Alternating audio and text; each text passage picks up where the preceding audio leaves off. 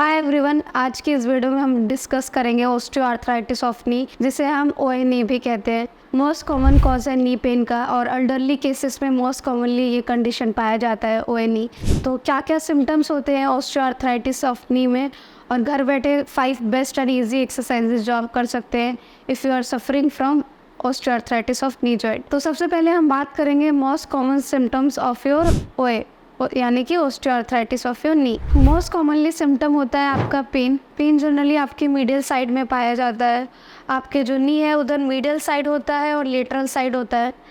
Most commonly जो affected होता है, क्योंकि जो फीमर का मीडियल कॉन्डाइल है वो is bigger as compare to lateral femoral condyle, जिसकी वजह से जो गैप है, जनरली आम भाषा में लोग कहते हैं गैप बढ़ गया है, बट गैप बढ़ता नहीं है। जो जॉइंट स्पेस है उसके बीच में जो गैप होता है वो कम हो जाता है, जिसे हम जॉइंट स्पेस रिड्यूस बोलते हैं, यानी कि आपका जो जॉइंट स्पेस है वो रिड्यूस हो गया है। वो डीजनरेटिव चेंजेस के कारण भी होता है, कार्टिलेज खिंचने के कारण भी होता है, और मेनिस्कस के वेयर एंड टेयर के कारण भी होता है। मोस्ट कॉमनली आपके medial side of the knee में, this is your medial side and this is your lateral side, medial side of the knee में पेन पाया जाता है, क्योंकि जनरली जो ऑस्टियोआर्थराइटिस होता है वो मीडियल फेमोरल कॉन्डाइल और जो टिबिया के बीच में स्पेस होता है वहाँ पे जनरली जल्दी स्टार्ट हो जाता है osteoarthritis as compare to lateral side. दूसरा जो मोस्ट कॉमन सिम्टम है स्वेलिंग, क्योंकि डीजनरेटिव चेंजेस आ रहे हैं, ऑस्टियोफाइट फॉर्मेशन है जिस वजह से स्वेलिंग भी पाया जाता है ओए कंडीशन में। थर्ड है आपका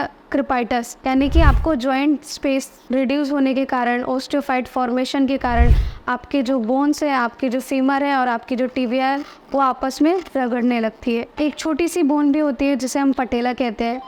पटेलोफेमरल जॉइंट का भी ऑस्टियोआर्थराइटिस पाया जाता है, but tibiofemoral joint osteoarthritis is more common than patellofemoral osteoarthritis. तो क्योंकि जब आपकी हड्डियाँ काफ़ी कमज़ोर हो जाती हैं, मांसपेशियाँ काफ़ी कमज़ोर हो जाती है, तो जॉइंट स्पेस कम हो जाता है, बोन आपस में रगड़ने लग जाते हैं, आपस में ग्लाइड करने लग जाते हैं जॉइंट स्पेस रिड्यूस होने के कारण और ऑस्टियोफाइट्स के कारण। ऑस्टियोफाइट्स यानी कि एक्स्ट्रा बोन ग्रोथ और एबनॉर्मल बोन ग्रोथ के कारण आपके जॉइंट से आपको एक कटकट की आवाज़ महसूस होने लग जाती है, क्रिपाइटस, जो इन्हीं कारणों से होता है। फोर्थ मोस्ट कॉमन सिम्टम है स्टिफनेस, क्योंकि एक्टिविटीज लेस होने के कारण और जॉइंट स्पेस रिड्यूस होने के कारण स्टिफनेस आ जाता है। आप नी बेंड करने में आपको दिक्कत आती है, नी को स्ट्रेट करने में दिक्कत आती है। फिफ्थ मोस्ट कॉमन सिम्टम है मसल वीकनेस एंड डिफॉर्मिटी, क्योंकि ओए के कारण या नी पेन के कारण या किसी भी डिस्कम्फर्ट और डिफिकल्टीज के कारण आप फिजिकल एक्टिविटीज यानी कि वॉकिंग, रनिंग और कोई भी एक्टिविटीज, एक्सरसाइज करना आप काफ़ी कम कर देते हो,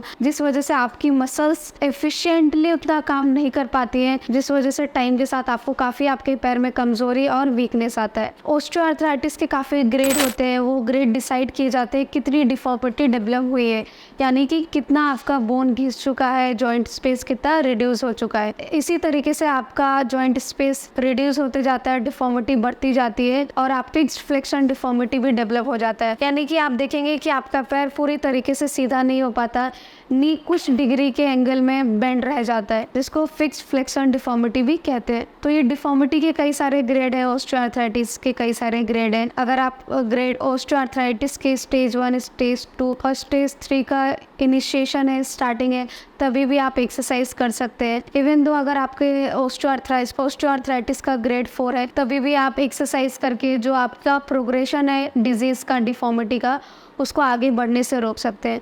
तो ऑफकोर्स आपको ऑस्टियोआर्थराइटिस है तो एक्सरसाइज ज़रूर करें, घर बैठे इन 5 एक्सरसाइज को ज़रूर फॉलो करें।